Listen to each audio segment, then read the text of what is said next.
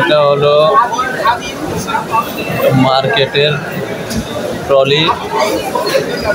এই ট্রলিগুলি সবাই বাইরে চলে যায় মার্কেট করা শেষে, গাড়িতে পিক আপ তোলার পরে পরবর্তীতে ট্রলিগুলি আবার লোকরা নিয়ে আসে।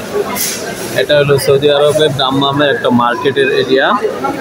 তো এখানে সামান্য কিছু শপিং করবেন, তার বিনিময়ে করে রাস্তা নিয়ে যাবে, সেখান থেকে আবার এখানে কর্মীরা নিয়ে আসে।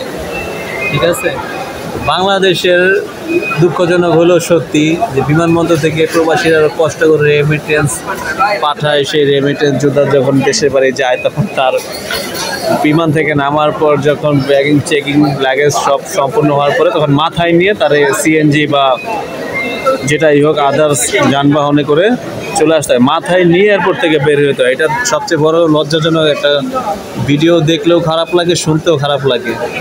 অথচ এখানে যে ট্রলি সিস্টেমগুলি আছে সেই ট্রলি সিস্টেমগুলি কিন্তু এখানের কর্মীদের দিয়ে রাস্তা থেকে নিয়ে আসার ব্যবস্থা আছে। কিন্তু দুঃখজনক হলো সত্যিটা, এয়ারপোর্টে এটা কোনো ফ্যাসিলিটি এখনও বাংলাদেশ সরকার চোখে পড়ে নাই।